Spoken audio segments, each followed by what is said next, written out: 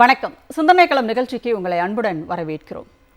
வெளிநாடுகளுக்கு தமிழ்நாட்டிற்கான முதலீடுகளை ஈர்ப்பதற்காக தமிழ்நாட்டினுடைய முதலமைச்சர் அரசுமுறை பயணம் மேற்கொண்டிருக்கிறார். ஜெர்மனியில் தன்னுடைய பயணத்தை முடித்து அங்கே 7020 கோடி ரூபாய் அளவிற்கான முதலீடுகள் ஈர்க்கப்பட்டுள்ளன என்ற செய்தியையும் தெரிவித்துவிட்டு லண்டனுக்கு சென்றிருக்கிறார் அவர். அங்கேயும் முதலீட்டாளர்களுக்கான அந்த சந்திப்பு என்பது இன்றைக்கு நடந்திருக்கிறது. அதிலும் பிரிட்டானியா ஆடை ஏற்றுமதி உற்பத்தி நிறுவனத்தோடு ஒரு புரிந்துணர்வு ஒப்பந்தம் போடப்பட்டிருக்கிறது. அதையும் நாம் செய்திகளின் மூலமாக பார்க்கிறோம். தொடர்ந்து தமிழ்நாட்டிற்கான தொழில் வாய்ப்புகளை ஏற்படுத்துவதிலும் இங்கு இருக்கிற இளைஞர்களுக்கான வேலை வாய்ப்புகளை உருவாக்குவதிலும் திராவிட மாடல் அரசினுடைய முதலமைச்சர் மு.க.ஸ்டாலின் அவர்கள் தொடர்ந்து தீவிரமாக செயல்பட்டு வருகிறார். அதை வெளிப்படையாகவும் இந்த அரசு நடைமுறைப்படுத்தி வருவதை நாம் பார்க்கிறோம். போடப்பட்ட புரிந்துணர்வு ஒப்பந்தங்கள் 77 விழுக்காடு நடைமுறைக்கு வந்திருக்கின்றன, செயல்பாட்டிற்கு வந்திருக்கின்றன என்று தொழில்துறை அமைச்சர் மாண்புமிகு TRB ராஜா அவர்களும் ஊடகங்களில் தெரிவித்திருக்கிறார். இத்தனை செய்திகள் இருந்தும், இத்தனை ஆதாரங்களோடு புள்ளி விவரங்களோடு செய்திகள் வெளியிடப்பட்டும் கூட எதிர்க்கட்சி தலைவராக இருக்கிற திரு எடப்பாடி பழனிசாமி அவர்கள் தொடர்ந்து மக்களிடையே பொய்களை பேசி வருகிறார் என்பது திமுகவினுடைய மிகப்பெரிய ஒரு குற்றச்சாட்டாக இருக்கிறது. அதில் அவர் பேசுவது புரிந்துணர்வு ஒப்பந்தங்கள் போட்டால் மட்டும் தொழில்கள் இங்கே வந்துவிடுமா என்ற ஒரு கேள்வியை அவர் வைத்திருக்கிறார். என்றால் என்ன செய்தால் தொழில்கள் வரும் என்பதை அவர் சொல்லி இருக்க வேண்டும். அதையும் அவர் சொல்லவில்லை. அந்த யோசனையை கூட அவரிடமிருந்து எதிர்பார்க்கலாம் என்று கூட கருத்துக்கள் நிலவுகின்றன. நாம் பேசலாம் இந்த நிகழ்ச்சியில். என்றால் புரிந்துணர்வு ஒப்பந்தங்கள் குறித்தோ அல்லது தொழில் முதலீடுகள் ஈர்ப்பது குறித்தோ எதிர்க்கட்சி தலைவராக இருக்கின்ற முன்னாள் முதலமைச்சராக இருந்த எடப்பாடி பழனிசாமி அவர்களினுடைய புரிதல் என்னவாக இருக்கிறது? இன்றைய நடைமுறை தமிழ்நாடு அரசினுடைய திராவிட மாடல் அரசினுடைய நடைமுறைகள் என்னவாக இருக்கிறது என்பதெல்லாம் நாம் பேசலாம் இந்த நிகழ்ச்சியில். நம்மோட கருத்துக்களை பகிர்ந்து கொள்வதற்காக திமுகவின் சார்பில் திரு நாகநந்தினி அவர்கள் இணைந்திருக்கிறார். அதேபோல் மதிமுகவின் சார்பில் திரு காரை செல்வராஜ் அவர்கள் இணைந்திருக்கிறார். பத்திரிகையாளர் திரு சுபேர் அவர்களும் நம்மோடு இணைந்திருக்கிறார். கருத்துக்களை கேட்கலாம். அனைவருக்கும் வணக்கம். திரு நாகநந்தினி, அதாவது ஏற்கனவே அவரும் எடப்பாடி பழனிசாமி அவர்களும் முதலமைச்சராக இருந்தபோது வெளிநாடுகளுக்கு சென்றவர் தான், அங்கேயும் முதலீடுகளை ஈர்க்கிறோம் என்று சொல்லி சுற்றுப்பயணம் மேற்கொண்டவர் தான். இப்பொழுது அவர் கேட்கிறார், தமிழ்நாட்டினுடைய முதலமைச்சர் வெளிநாடுகளுக்கு போய் முதலீடுகளை ஈர்க்க போயிருக்கிறார் அப்படின்னு சொல்லும்போது வெறுமனே போயிட்டு நீங்க MOU என்று சொல்லப்படுகிற அந்த புரிந்துணர்வு ஒப்பந்தங்கள் போட்டுட்டா மட்டும் போதுமா, தொழிற்சாலைகள் தமிழ்நாட்டிற்கு வந்துருமா அப்படின்ற ஒரு கேள்வியை கேட்கிறார். கேட்கிறவர் யாரோ இருந்தா பரவாயில்ல, ஒரு எதிர்க்கட்சி தலைவர் கேட்கிறார், மக்களிடையே கேட்கிறார். அப்படின்றப்போ உங்களுடைய பதில் என்ன? ரொம்ப நல்ல ஒரு விஷயம் தான். இந்த விஷயத்தை பத்தி பேசி ஆகணும்ன்ற மாதிரி. அதுக்கு முன்னாடி எனக்கும் ஒரு சில விஷயம் இருக்கு. கேட்கிறவர் யாரு? எதிர்க்கட்சி தலைவர் தானே அப்படின்னு சொல்லும் போது நீங்க யாருகிட்ட கேக்குறீங்க? தமிழ்நாட்டு முதல்வர், அதுவும் திராவிடம்னா என்னங்கிறது முழுசா தெரிஞ்சு திராவிட சிந்தனைகளோட வாழ்ந்து இன்னைக்கு பெரியாரினுடைய உருவ படத்தை இன்னைக்கு ஆக்ஸ்போர்ட் யூனிவர்சிட்டியில திறக்கக்கூடிய அளவிற்கு வண்ணமை பொருந்திய ஒரு முதல்வரிடம் கேட்கிறாருங்கிறது தெரிஞ்சுக்கணும். அவர் கேட்டதுல ஒன்றும் தவறு இல்லை மேம். ஏன்னா அவரு போட்ட புரிந்துணர்வு ஒப்பந்தம் ஒண்ணுமே இது வரைக்கும் எக்ஸிகியூஷனே ஆகல. அவங்க என்ன பண்ணாங்கன்றதை வச்சுதானே இப்ப அவங்களுக்கு என்ன புரிஞ்சிருக்கு. ஃபர்ஸ்ட் புரிந்துணர்வு ஒப்பந்தம்னா ஃபர்ஸ்ட் அவருக்கு என்னன்னு தெரிஞ்சுதா அப்படிங்கிறதே பெரிய ஒரு கேள்வியா இருக்கு. ஏன்னா திராவிடம்னே பாவம் அவருக்கு என்னன்னு தெரியாது, அப்புறம் இது எப்படி தெரியும் அப்படிங்கிற ஒரு நிலைப்பாடுதான். இன்னொன்னு, இவங்க காலத்துல, அதாவது 2011 இருந்து 2021 முடிவு வரைக்கும், அதாவது அவருடைய ஆட்சி பீரியட் முடியற வரைக்கும் அவங்க என்ன முதலீடுகளை அவங்க கொண்டு வந்திருக்காங்க. இவரும் போட்டுட்டு ஃபாரின் எல்லாம் போயிட்டு தானே வந்தாரு. பாவம் இவர் விவசாயின்னு சொல்லுவாரு. ஆனா அங்க போய் தான் மாடு வளர்ப்பது எப்படி, கொசு ஒழிப்பது எப்படி அப்படிங்கறது அமெரிக்கா போய் தெரிஞ்சுட்டு வந்திருக்காருன்னா பாருங்களேன். அப்போ அப்படிப்பட்ட ஒரு மனிதருக்கு இந்த விஷயம் எல்லாம் தெரிஞ்சுதா இல்லையான்னு தெரியல. இப்ப நீங்க சொல்லும் போது சொன்னீங்க, இது வரைக்கும் ஒரு 4.5 ஆண்டுல 77% 70% வரைக்கும் திராவிட மாடல் ஆட்சி அதை சாதிச்சு காமிச்சிருக்கு. இதை ரியலைசேஷன் ஆயிருக்கு. அப்படிங்கும் போது அப்ப அதிமுக பீரியட்ல 10 வருஷமா இருந்தாங்கல்ல, அப்போ அவங்க என்ன பண்ணிருக்காங்க அப்படின்னு பார்த்தா அப்ப 5.82% அந்த, அதாவது அவ்வளவு லட்சம் கோடி முதலீடுகள் இருந்த போது வெறும் 10% மட்டும்தான் அவங்களோட ரியலைசேஷன் ஆயிருக்கு அப்படிங்கறதா உண்மை. அப்ப இதற்கான வெள்ளை அறிக்கை என்ன, டோட்டல் ரிப்போர்ட் டீடைலிங் எல்லாமே நம்ம கையில இருக்கு. இதை தாண்டி இன்னைக்கு நம்ம என்னென்னலாம் சாதிச்சிருக்கோம், இப்ப நம்ம போய் எவ்வளவு முதலீட்டுகளை எடுத்துட்டு வந்திருக்கோம், அது ஒரு 5 வருஷம், இந்த 4.5 வருஷ காலத்துல எந்த அளவுக்கு பின்தங்கி இருந்த பொருளாதாரம். ஒரு விஷயம் யோசிச்சு பார்த்தா தெரியும். ஏடிஎம்கே பீரியட்ல 64% டவுன் ஃபாலிங்ல இருந்துச்சு. அதை மாத்தி இந்த 4.5 வருஷத்துல 74% தொட்டு அதுக்கு மேல ரியலைசேஷன் ஆகி 8 லட்சம் பேருக்கு வேலை வாய்ப்பை ஏற்படுத்தி கொடுத்தது திராவிட மாடல் ஆட்சி தான். அப்படிங்கிற போது அதை எப்படி இவங்கனால ஏற்க முடியாம போகுதுன்னு ஒண்ணு உண்மை.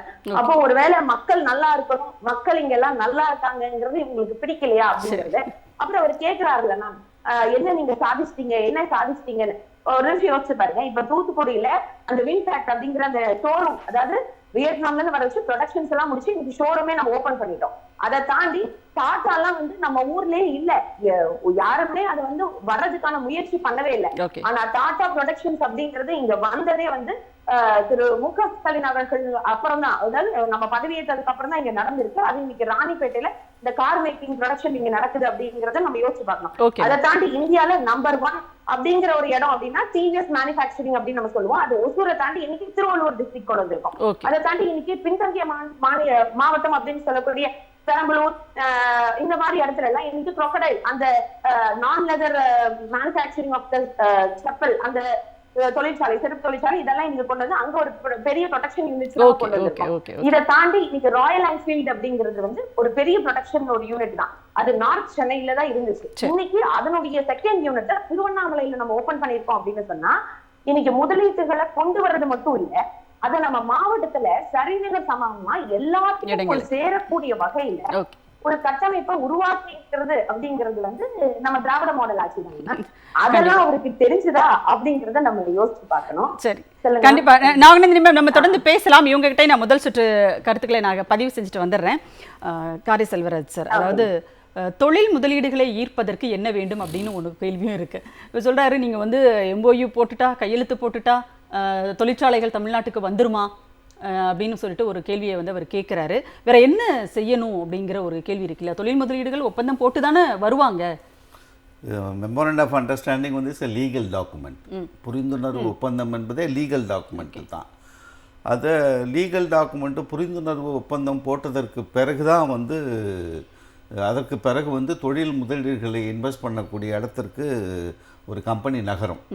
புரிந்துணர்வு ஒப்பந்தம் என்பது நான் துவங்குவதற்கு நான் விருப்பமாக இருக்கிறேன், தயாராக இருக்கிறேன், இத்தனை கோடி இத்தனை இடத்துல இந்த இடத்துல நான் துவங்குவதற்கு விருப்பமாக இருக்கிறோம். அதுக்கு பிறகு வந்து இவங்க அப்ளிகேஷன் விண்ணப்பம் போடணும். விண்ணப்பம் சிங்கிள் விண்டோ கிளியரன்ஸ் இருக்குது. அப்போ முன்னாலெல்லாம் பார்த்தீங்கன்னு சொன்னால் தொழில் கொள்கை என்று ஒரு கொள்கை மட்டும்தான் இருக்கும் பொதுவாக ஸ்டேட்ஸில். ஒரு 10 ஆண்டுகள் 5 ஆண்டுகளுக்கு முன்னால் பார்த்தீங்கன்னா, இப்போ அந்தந்த செக்டார் வைஸு தொழில் முதலீட்டு கொள்கைகள் வகுக்கக்கூடிய இடத்திற்கு இன்றைக்கி திராவிட மாடல் ஆட்சி வந்திருக்கு. அதில் பார்த்திங்கன்னா ஷிப் மேனுஃபேக்சரிங்க்கு தனியாக போட்டது. இப்போ ஸ்பேஸ் ரிசர்ச் அதுக்கு தனியாக இப்போ ஒரு கொள்கை முடி ஒரு 3 மாதத்துக்கு முன்னால் அறிவித்தாங்க. அந்த மாதிரியான ஒரு காலகட்டத்துக்கு நம்ம நகர்ந்திருக்கிற பொழுது புரிந்துணர்வு ஒப்பந்தம் என்பது முதல் கட்ட நடவடிக்கை. அது வந்து 2வது கட்ட நடவடிக்கையாக இவங்களோட விண்ணப்பம் கொடுத்து அந்த விண்ணப்பத்தை ஏற்றுக்கொள்வது ஒன்று. 3வது வந்து தொழில் துவங்குவது. அதுக்கு அடுத்து வந்து எக்ஸ்பான்ஷன். இப்போ வந்து இப்போ 10,000 கோடி முதலீடுனா உடனே 10,000 கோடி போட்டுற மாட்டாங்க. ஃபஸ்ட்டு ஃபேஸ் வரும். அதில் எக்ஸ்போர்ட் ஓரியன்ட் இண்டஸ்ட்ரீஸ்லாம் இப்போ ரொம்ப கவனமாக இருப்பாங்க. இப்போ வின்ஃபாஸ்ட் பார்த்தீங்கன்னா எத்தனையோ 1000 கோடி 16,000 கோடின்னு நினைக்கிறேன். இப்போ இன்வெஸ்ட் பண்ணியிருக்கிறது ஒரு 5,000 கோடி. இத்தனை 41,000 வெஹிக்கிள்ஸ் தயார் பண்ண போகிறோம். அது அடுத்த கட்டம், அது ஏற்றுமதிக்கு அதிகமாகிற பொழுது அடுத்ததை இன்வெஸ்ட் பண்ணுவாங்க, வேலை வாய்ப்புகள் பெறும். இது ஒரு சுழற்சி. ஒரு எடப்பாடியார் கேட்குறதுக்கு எனக்கு என்ன புரியலன்னு கேட்டிங்கன்னா, இது ஒன்றிய அரசாங்கத்தினுடைய ஸ்டாட்டிஸ்டிக்ஸ் தான் அந்த 11.19% வளர்ச்சி என்பது தமிழ்நாட்டிற்கு கொடுத்தது, நம்ம கொடுத்தது இல்லை. 2011 கலைஞர் ஆட்சியில் 13.49% வளர்ச்சி என்பதும் இப்பொழுது கொடுக்கப்பட்டிருக்கிற 11.19% வளர்ச்சி என்பதும் ஒன்றிய அரசாங்கத்தினுடைய ஸ்டாட்டிஸ்டிக்ஸ் தான், அவங்களுடைய குறியீடுகள் தான். இதை தவிர தமிழ்நாடு அரசாங்கத்தின் சார்பாக நிதி அமைச்சகத்தின் சார்பாக கொடுத்ததில்லை. முதல்ல அதை கவனிக்கணும். இந்த வளர்ச்சி வந்து ஒரு 8% வளர்ச்சியில் இருந்த மாநிலம் 11.19% வளர்ச்சிக்கு போயிருக்கிறது என்று சொன்னால் அதற்கான காரணிகள் என்னன்னு இவர் கொஞ்சம் உட்கார்ந்து படிக்க ஆரம்பித்தாலே அவருக்கு தெரிஞ்சிடும். புரிந்துணர்வு ஒப்பந்தம் எவ்வளோ போட்டோம், 10 லட்சம் கோடி ஏற்கனவே இன்வெஸ்ட்மெண்ட்ஸ் வந்திருக்குன்னு முதல்வர் அறிவிச்சிருக்காங்க. இப்போ ஒரு 7,000 கோடி ரூபாய் 15,000 பேருக்கு வேலை வாய்ப்புன்னு கொடுத்துருக்காங்க. அதை பார்க்கணும். இதில் முக்கியமாக நீங்கள் கவனிக்கணும், இந்த வளர்ச்சியை நம்ம ஏன் இப்படி பாராட்டுறோன்னு கேட்டிங்கன்னா, பொதுவாக பொருளாதாரத்தில் 2 குறியீடுகள் கவனமாக பார்க்கப்படும். ஒன்று வந்து லோ பேஸ் எஃபெக்ட், இன்னொன்று வந்து ஹையர் பேஸ் எஃபெக்ட். இந்த லோ பேஸ் எஃபெக்ட்டுங்க வந்து ஒரு பூவர் கண்ட்ரிஸ், ஒரு ஸ்டேட்டு ரொம்ப வளர்ச்சி இல்லாத மாநிலத்தினுடைய வளர்ச்சி வந்து அதிகமாவதற்கான 1000 வாய்ப்புகள் இருக்குது. ஏன்னா அவங்களுக்கு வந்து இடவசதி இருக்கும், அவங்க எல்லா ரிலாக்ஸேஷன் கொடுப்பான். இப்போ அதானிக்கு அஸ்ஸாமில் எத்தனையோ 1000 ஏக்கர் 3000 ஏக்கர் லேண்டு கொடுத்துருக்காங்க பாருங்கள். அந்த மாதிரி அள்ளி கொடுக்கலாம், எல்லாம் செய்யலாம். தமிழ்நாடு வந்து ஹையர் பேஸ் எஃபெக்டில் இருக்குது. அவங்களுடைய அடிப்படையே வந்து ஒரு உச்சத்தில் இருக்குது. இந்தியா மாநிலங்களிலே வல்லரசு என்கிற நிலைக்கு இப்போ தமிழ்நாடு வந்திருக்கிற பொழுது இதில் இருந்து அடுத்த கட்டத்துக்கு முன்னேறுவது என்பதான் சவால். அப்போது அதில் என்ன நீங்கள் கவனிக்கணும்னு சொன்னால் ஒரே ஒரு குறியீடை சொல்லிடுறேன். எந்த மாதிரியான தொழிற்சாலைகளை கொண்டு வரணும், இன்றைக்கு உலகத்தின் தேவை என்ன என்பதைத்தான் நம்ம குறியீடாக நான் பார்க்கணுமே தவிர எத்தனை லட்சம் கோடிகளை முதலீடு கொண்டு வந்தாருங்க நான் கவனிக்கிறதே இல்லை. எந்த மாதிரியான தொழில் வளர்ச்சிகளை தமிழ்நாட்டிற்கு கொண்டு வர்றாங்கன்னு மட்டும்தான் நம்ம கவனிப்போம். இப்போ வந்து பார்த்தீங்கன்னா உலகமே வந்து technology driven innovations, technology driven industries தான் இன்றைக்கி அதிகமாக வந்துகிட்டு இருக்கு. அந்த பொட்டென்ஷியல் இன்றைக்கி இந்தியாவில் வேறு எந்த மாநிலத்திலும் இல்லை. இந்த நான் முதல்வன் திட்டம் மூலமாக திறன் மேம்பாட்டு பயிற்சிகள் கொடுத்து இன்றைக்கு இந்தியாவிலேயே 70% மாணவர்கள் திறன் மேம்பாட்டோடு கல்வி கற்று வருகிறார்கள் என்கிற ஒன்றிய அரசாங்கத்தின் புள்ளி விவரத்தை தமிழ்நாடு கொடுத்திருப்பது என்பது தான் நம்மளை என்ன பார்க்க வைக்குது. டெக்னாலஜி ட்ரிவன் இருக்கா, இன்னோவேஷன்ஸ் இருக்கா, இங்கே வந்து டெக்னாலஜி டெவலப் பண்ண போகிறாங்க, இல்லை வெறும் அசம்பிளி தான் பண்ண போகிறாங்களா? நீங்கள் இந்த மொபைல் அசம்பிளி பண்ணீங்கன்னா ஒட்டுமொத்தமாக என்ன இப்போ அதில் என்கிட்ட 3% தான் அந்த மொபைல் உடைய விலையில் 3% தான் நம்ம இங்கே வேலை பார்க்குறோம். 97% வேற எங்கேயோ வேலை பார்க்குறாங்க. அப்போது ஒட்டுமொத்தமாக அந்த டெக்னாலஜி டெவலப்மெண்ட் அதை பண்ணுறாங்களா? ரெண்டாவது, இப்போ நீங்கள் ஜெர்மனியில் அவர் பண்ணியிருக்கிறது முக்கியமாக ஒரு குறிப்பு சொல்லிடுறேன். ஜெர்மனியில் அவர் செய்திருக்கிற ஒரு முக்கியமான 3 இண்டஸ்ட்ரீஸ் வந்து ரொம்ப கவனமாக வந்து எடப்பாடியார் அவர்கள் கவனிக்கணும். ஏற்கனவே இருக்கிற எக்ஸிஸ்டிங் இண்டஸ்ட்ரி அவங்க வந்து முதலீடுகளை அதிகமாக்குவதற்காக முதலீடு அதை தான் வந்து நைனா நாகேந்திரன் கேட்டிருக்காரு. ஏற்கனவே இருக்கிற தமிழ்நாட்டில் இருக்கிற ஒரு நிறுவனத்தோடு மறுபடியும் என்ன நீங்க வந்து புதுசா ஒப்பந்தம் போடுறீங்க, அது என்ன புதுசா அப்படின்றத அவர் கேட்டிருக்கிறாரு. அதுதான் சிறப்பு. ஏற்கனவே எவ்வளவு நம்பிக்கை இருந்தால் அவனுடைய தொழில் முதலீடுகளில் அவன் எவ்வளவு சம்பாதிச்சிருந்தா, எவ்வளவு அவனுக்கு வந்து எதிர்பார்ப்புகள் இந்த தமிழ்நாட்டு மேல இருந்த தொழில் தொடங்குற பைத்தியக்காரனா? கண்டிப்பா அவன் இருக்கிற தொழிலே வந்து மறுபடியும் ஒரு 1000 கோடியை கொண்டாந்து தமிழ்நாட்டில் இன்வெஸ்ட் பண்றதுக்கு என்ன மொய் எழுத வர்றாங்க? அப்ப இண்டஸ்ட்ரி வரும்போது நீங்க நல்லா கவனிச்சு பாருங்க. 3 இண்டஸ்ட்ரீஸ் முக்கியமானது. ஒன் ரூஃப் சர்வீஸ்ன்னு சொல்லுவாங்க ஒரு இண்டஸ்ட்ரி. ரினியூவபிள் எனர்ஜி பார்த்தீங்கன்னா விண்மில், அதுக்கப்புறம் டர்பைன் மேனுஃபேக்சரிங் அப்படின்னு ஒரு 3-4 கம்பெனியை லிங்க் பண்ணியிருக்காங்க முதல்வர் அவர்கள். இந்த முறை பண்ணியிருக்கிறதுன்னு கேட்டிங்கன்னா இந்த இப்போ ரினியூவபிள் எனர்ஜி சிஸ்டத்தில் ஒன் ரூஃப் சர்வீஸ் எப்படி வந்து டெட்ராய்ட் ஆஃப் இப்போ ஏஷியான்னு தமிழ்நாடை வந்து கார் மேனுஃபேக்சரிங்கில் சொல்கிறாங்களோ அதே மாதிரி ரினியூவபிள் எனர்ஜி செக்டாரில் ஒன் ரூஃப் சர்வீஸ் அப்படிங்கிற ஒரு கான்செப்டுக்குள்ள வந்து இந்த முறை அவர் ஜெர்மனியில் பண்ணியிருக்கிறது என்பது இதுவரையும் எந்த முதல்வரும் தமிழ்நாட்டில் யோசிக்காத ஒரு யோசனை. நிச்சயமாக நம்ம அதுக்கு பாராட்டணும். கண்டிப்பாக சார். சார், உங்களுடைய பார்வை, எடப்பாடி பழனிசாமி அவர்களினுடைய அந்த கேள்விக்கு ஒரு பத்திரிகையாளராக உங்களுடைய பதிலை நீங்கள் பதிவு செய்யுங்க. நம்ம அடுத்த சுற்றுக்கு. தமிழ்நாட்டினுடைய மாநில உற்பத்தி எஸ்ஜிடிபி அப்படிங்கிறது வந்து பக்கத்து நாடான பாகிஸ்தானை விட அதிகமாக இருக்குது. அதாவது $341 பில்லியன் 2025ஆம் ஆண்டுக்கான ஒரு அறிக்கையை வந்து நம்ம சொல்லலை. இது சார் சொன்ன மாதிரி மத்திய அரசு கொடுக்கக்கூடிய ஸ்ட்ராட்டஜிஸ்ட். அதாவது எடப்பாடி பழனிசாமி அவர்களுக்கு அடிப்படை புரிதல் எதுவுமே கிடையாது. எழுதி கொடுக்குறதுல கையெழுத்து போட்டுட்டு 4 வருஷம் பாஜகவினுடைய அடிமையாக ஆட்சி செஞ்சுக்கிட்டு இருந்தவர் தான். இந்த ஆட்சியை எப்படி நடத்திட்டு போனோம், ஒரு மாநிலத்தை எப்படி அடுத்த கட்டத்துக்கு வளர்ச்சிக்கு எடுத்துகிட்டு போகணும்னு எந்த அடிப்படை புரிதலுமே இல்லாத ஒரு நபர் தான். அவருடைய குற்றச்சாட்டுகளை எடுத்து நம்ம பெருசாக டிஸ்கஸ் பண்ண வேண்டாம். ஆனால் அது சொல்லக்கூடிய இடத்தில் இன்னைக்கு ஒரு எதிர்க்கட்சி தலைவராக இருப்பதால் மக்களுக்கு விளங்க வேண்டும் என்பதற்காக நம்ம பேசணும். அப்போ இந்த 2021 இந்த ஆட்சி வருகிற பொழுது கொரோனா பெருந்தொற்று காலம் இருந்தது. 2 வருஷம் அதை விட்டுருங்க. 2 வருஷம் அதிலிருந்து மக்களை மீட்டெடுத்து ஒரு இயல்பான வாழ்க்கைக்கு வருவது பெரிய ஒரு போராட்டமாக இருந்துச்சு. அதற்கு பிறகு இந்த 2.5 ஆண்டு காலத்தில் 11 லட்சம் கோடியை முதலீடுகளை கொண்டு வச்சிருக்கிறாங்க. இந்திய அளவில் 6 மாநிலங்களுக்கு மட்டும்தான் வெளிநாட்டு முதலீடுகள் வருது. அதில் ஒரு மாநிலம் தமிழ்நாடு. ஒரு மாநிலத்தினுடைய முதலீடுகள் வெளிநாட்டிலேருந்து வருது அப்படின்னா மத்திய அரசினுடைய ஒப்புதலோடு அவங்களோட அனுமதியோடு தான் வரும். அப்போ என்ன செய்கிறாங்க அப்படின்னா அவர்கள் ஆளக்கூடிய மாநிலங்களுக்கு தள்ளிட்டு போகிறாங்க. போராடி போய் கேட்டு போராடி பெற்று கொண்டு வரக்கூடிய ஒரு வெளிநாட்டு முதலீடுகளை இங்கே விமர்சனம் பண்ணுறதுலாம் வரவேற்கணும். முதல்ல இதை வந்து விமர்சனம் பண்ணக்கூடாது. அடிப்படையில் முதல்ல புரிஞ்சுக்கணும். இப்போ என்ன பண்ணுறாங்கன்னா நேற்று கூட ஒருத்தர் பேசியிருக்கார், ஒரு பாஜக சேர்ந்தவர். யூபியிலலாம் பார்த்தீங்கன்னா உட்காந்துக்கிட்டே யோகி ஆதித்யநாத் வந்து முதலீடுகளை ஈர்த்துறாரு, நம்ம ஏன் போகணும், நம்ம முதலமைச்சர் போகணும் அப்படின்னா அது உங்கள் ஆட்சி, டபுள் இன்ஜின் சர்க்கார். வரக்கூடிய அத்தனை திட்டங்களையும் குஜராத்துக்கு யூபிக்கும் தள்ளி விட்டுறீங்க. நம்ம போய் மகாராஷ்டிரா முதல்வர் ஃபட்னாவிஸ் வந்து 15 லட்சம் கோடி முதலீடுகள் ஈர்த்திருக்கிறான்னு சொல்லிட்டு நைனா அவங்களுக்கு கொண்டு வரல. வீடியோ கான்ஃபரன்ஸ் கால்ல அங்க இருந்து இங்க ரிலையன்ஸோட அவர் போட்ட ஒப்பந்தத்தை தான் அவர் சொல்றாங்க. இல்ல அந்த மாதிரி அமைச்சர் வந்து மத்திய அரசு அவர்களுடைய ஆளக்கூடிய மாநிலங்களுக்கு முதலீடுகளை கொண்டு போய் மொத்தம் 6 மாநிலங்களுக்கு தான் அதிகபட்சமான முதலீடுகள் போகுது. அது பாஜக ஆளாத மாநிலம் தமிழ்நாடு. அப்ப நம்ம தமிழ்நாட்டுக்கு இந்த திட்டங்களை கொண்டு வருவதற்கு மிகப்பெரிய போராட்டம் இருக்கு. அமைச்சர் போறாரு, முதலமைச்சர் போறாரு, தொழில்துறை அமைச்சர் போகிறாங்க, முதல் நாளே போகிறாங்க, போய் எல்லாத்தையும் பார்க்குறாங்க, சந்திக்கிறாங்க, கான்ஃபரன்ஸ் போடுறாங்க, தமிழ்நாட்டினுடைய இதில் திட்டங்கள்லாம் சொல்கிறாங்க. இன்னொன்று இது ரொம்ப முக்கியமான பார்க்கப்பட வேண்டிய விஷயம், ஒரு வெளிநாட்டு முதலீடு ஒரு மாநிலத்துக்குள் வருகிற பொழுது சில விஷயங்கள், அடிப்படை விஷயங்கள், இன்ஃப்ராஸ்ட்ரக்சர் பார்ப்பாங்க, சட்டம் ஒழுங்கு பிரச்சனை பார்ப்பாங்க, மாநில அரசினுடைய ஒத்துழைப்புகள் பார்ப்பாங்க. இது எல்லாம் மற்ற மாநிலங்களோட ரொம்ப சிறப்பாக இருக்குது. இப்போ இந்தியாவில் வரக்கூடிய 6 மாநிலங்கள் நம்ம 3வது இடத்துல இருக்கிறோம். முதல்ல அவங்க குஜராத்துக்கு தான் எல்லாத்தையும் கொண்டு போயிறாங்க. இன்னொரு முக்கியமான விஷயம், தென் மாநிலங்களுக்கு ஆந்திராவிலும் தெலுங்கானாவும் தமிழ்நாட்டுக்கு வர வேண்டிய செமிகண்டக்டருடைய ஆலையை இவங்க நிறைய இது தர்றோம், ஸ்காலர்ஷிப் தரோம், அது தரோம், இது தரோம்னு சொல்லிட்டு குஜராத்துக்கு தள்ளிட்டு போயிட்டாங்க. இது நம்ம சொல்லலை, ஜெயராம் ரமேஷே போன வாரம் ட்வீட் போட்டிருக்காரு, தென் மாநிலங்களை பாஜக வஞ்சிக்கிறது. இந்த மாதிரியான சுச்சுவேஷனில் ஒரு மாநில அரசு தன் சக்திக்கு மீறி இன்னைக்கு முதலீடுகளை கொண்டு வந்துட்டு இருக்கு. இதெல்லாம் எதுவுமே அடிப்படை புரிதல் இல்லாம ஒரு எதிர்க்கட்சி தலைவர் 4 வருஷம் எப்படி முதலமைச்சரா இருந்தார் தெரியாத ஒரு நபர் பேசுறாரு. வேடிக்கையா தான். அவருடைய ஆட்சி காலத்தில் இங்க வந்த தொழிற்சாலைகள் கூட இங்கிருந்து வெளியேறின. ஃபோர்டு நம்ம சொல்லணும்னு நினைச்சு விட்டுட்டோம். ஃபோர்ட் கம்பெனி மூடக்கூடிய நிலைமையில் இருந்ததை அதிமுக அரசு வந்ததுக்கு பிறகு தான் பேச்சுவார்த்தை நடத்தி மீண்டும் முதலீடுகள் செய்து ரன் பண்ண கொண்டு வந்திருக்கோம். நிறைய சொல்லிட்டே போலாம். கண்டிப்பா சார். நாகநந்தினி மேடம், தமிழ்நாடு முதலமைச்சர் அவர்கள் ஒரு பதிவு போட்டிருக்காங்க, எடப்பாடி பழனிசாமி சென்ற வெளிநாட்டு பயணங்கள் வேறு, நான் போகின்ற வெளிநாட்டு பயணங்கள் வேறு அப்படின்னு அவர் ஒரு பதிவு போட்டிருக்காரு. ரெண்டுக்கும் அப்படி என்ன டிஃபரன்ஸ் இருக்கு? அவரும் ஒரு மாநிலத்தினுடைய முதலமைச்சராக இருந்துதான் வெளிநாடுகளுக்கு முதலீடுகளை ஈர்ப்பதற்காக வெளிநாட்டு பயணம் மேற்கொண்டார். அவருடைய அமைச்சரவை சகாக்களும் கூட வேறு வேறு நாடுகளுக்கு போனாங்க. இப்போ இவரும் தமிழ்நாட்டினுடைய முதலமைச்சராகத்தான் மற்ற நாடுகளுக்கு அவர் போயிருக்கிறார். அப்போ இது ரெண்டுக்கும் வேறுபாடு இருக்குன்னா அதை எப்படி நம்ம புரிஞ்சுக்கிறது? அப்படி என்ன வேறுபாடு அதுல இருக்குன்னு நினைக்கிறீங்க? வேறுபாடு என்ன மேம், இவரு போகும்போது என்ன, எதுக்காக போறோம், நம்ம என்ன விஷயத்தை செயல்படுத்துறதுக்காக போறோம், நம்ம போறதுனால நம்ம நாட்டு மக்களுக்கு ஏதாச்சும் பிரயோஜனம் இருக்கா அப்படிங்கறது தெரியாம போயிருக்காரு.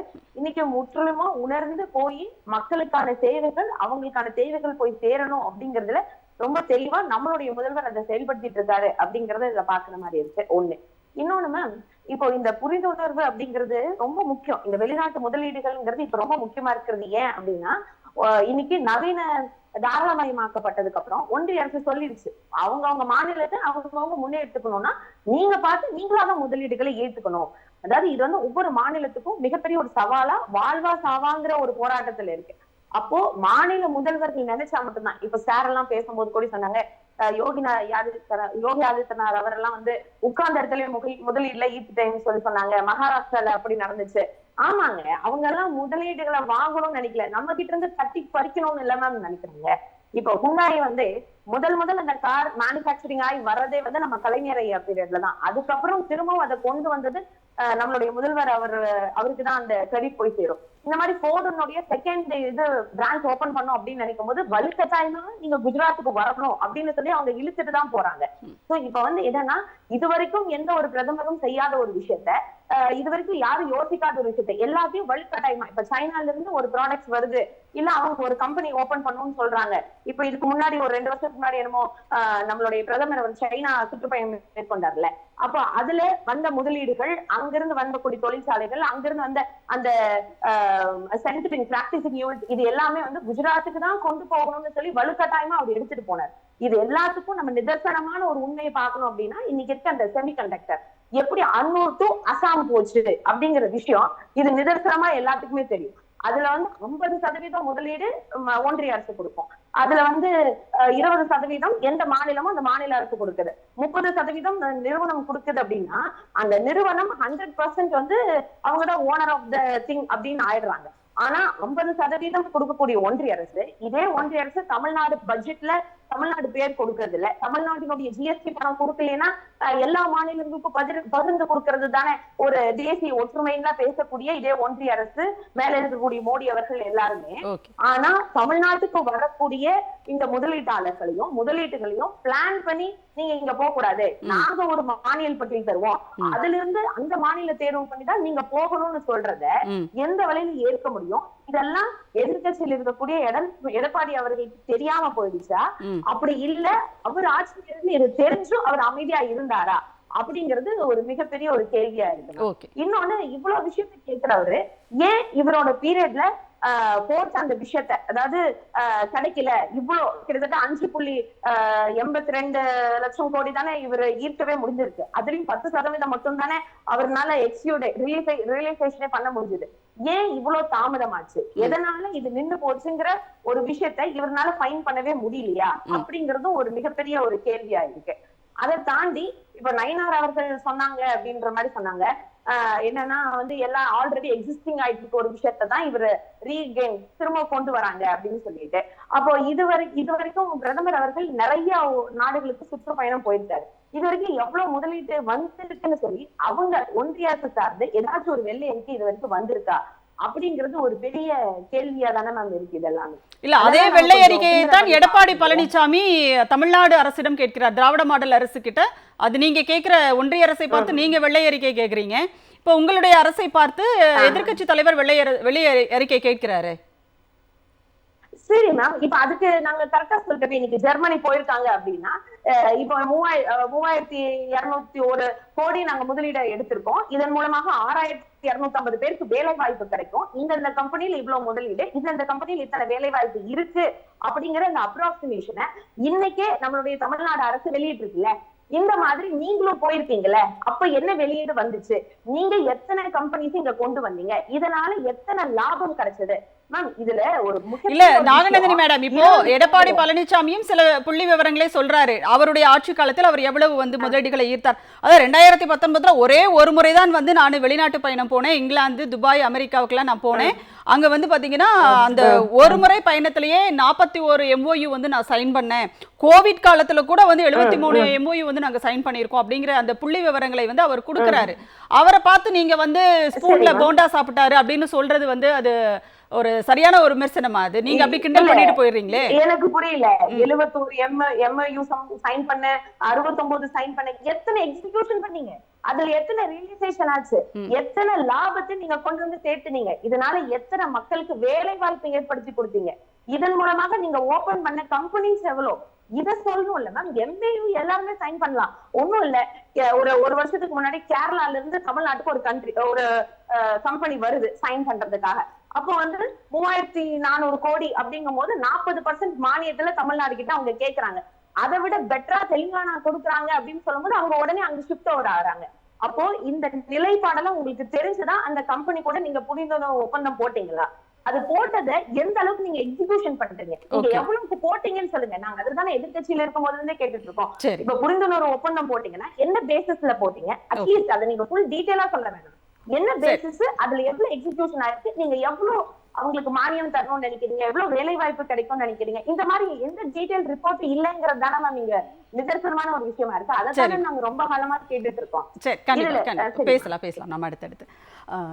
காரை செல்வராஜ் சார், இப்போ இன்னொரு கேள்வி அவர் என்ன சொல்றாருன்னா, ஏதோ இதுவரைக்கும் அப்படியெல்லாம் இல்லை, இனிமே தான் நாங்கள் ஆட்சிக்கு வந்தா செய்வோம் அப்படின்ற மாதிரி ஒரு விஷயத்த சொல்றாரு.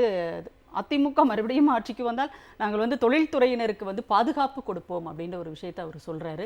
சுபேஷ் சார் பேசும்போது சொன்னாரு, தமிழ்நாட்டில் சட்டம் ஒழுங்கு சரியாக இருக்கிறது, அதனால தான் இவ்வளவு வெளிநாட்டு முதலீடுகள் இங்க வருது, தொழிற்சாலைகள் தொடங்கப்பட்டிருக்கு அப்படின்னு சொல்றாரு. இப்போ இது ரெண்டுமே வேறு மாதிரியான விஷயங்களா இருக்குல்ல? இல்லை, தொழிற்சாலைகள் துவங்குவதற்கு மிக முக்கியமானது வந்து ஸ்டேபிள் கவர்மெண்ட் ஒன்று. ஓகே, அந்த மாநிலத்தினுடைய தொழில் வளர்ச்சிக்கு உகந்த நிலை 2, அது சட்டம் ஒழுங்கு வந்துடும். இரண்டாவது, அந்த தொழில் கொள்கை மூலமாக இடம் கிடைச்சிரும், மின்சாரம் கிடைச்சிரும், எல்லாம் கிடைச்சிரும். அப்போ அந்த பொட்டென்ஷியல் லேபர் வேணும், ஸ்கில்டு லேபர் வேணும். அது அந்த மாநிலத்தால் கொடுக்க முடியுமா, இல்லை பிற மாநிலங்கள்லேருந்து கொண்டு வந்து இங்கே லேபரை வந்து நம்ம ஸ்கில்டு லேபரை கொண்டு வரணுமா? இது போன்றது ஒரு சூழ்நிலைகள் தான் ஒருத்தர் வந்து சிந்திக்க வைக்கும். ஒரு இந்த மாநிலத்தில் போய் நம்ம தொழில் தொடங்கலாமான்னு.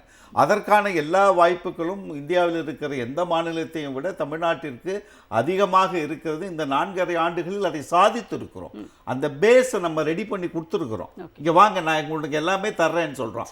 அவன் ஸ்டடி பண்ணுறான். சட்டம் ஒழுங்கு அங்கொன்றும் இங்கொன்றும் நடப்பது என்பது இல்லை. ஒட்டுமொத்தமாக பொதுமக்களை பாதிக்கிறதுக்கு, பொதுமக்களுடைய அடிப்படை வாழ்க்கையை பாதிக்கக்கூடிய அளவிற்கான சட்டம் ஒழுங்குகளை நீங்கள் அமெரிக்காவிலிருந்து உலகத்தில் இருக்கிற எல்லா நாடுகளிலும் இப்பொழுது நடக்கிற இந்த நிறைய விஷயம், துப்பாக்கி கலாச்சாரம், பள்ளியில் சுடுவது என்பதெல்லாம் வந்து பார்த்திங்கன்னா நடக்கக்கூடாது.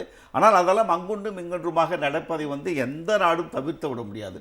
ஆனால் ஒட்டுமொத்தமாக சட்ட ஒழுங்கு சீர்கெட்டு போய் ஒரு தொழில் துவங்குவதற்கே பிறர் யோசிக்கிற அளவிற்கான சட்டம் ஒழுங்கு தமிழ்நாட்டில் மாநிலம் இல்லை, இந்தியாவிலேயே சட்டம் ஒழுங்கு சிறப்பாக இருக்கிற மாநிலமாகவும் பெண்களுக்கு அதிகமாக பாதுகாப்பான மாநிலம் தமிழ்நாடு தான் ஒன்றிய அரசாங்கம் சொன்ன செய்தியை தான் நம்ம சொல்கிறோம். இப்போ இதெல்லாம் நம்ம சேர்த்து வச்சுட்டோம்.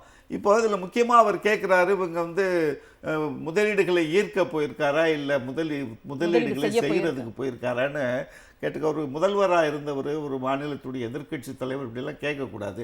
ரெண்டாவது, ஒரு முதல்வர் வந்து விமானம் ஏறுகிற பொழுதே இந்த மாதிரியான வார்த்தைகளை போடுவது என்பது ஒரு எதிர்க்கட்சி தலைவருக்கும் ஒரு 4 ஆண்டுகள் முதல்வராக இருந்தவருக்கும் அழகில்லை.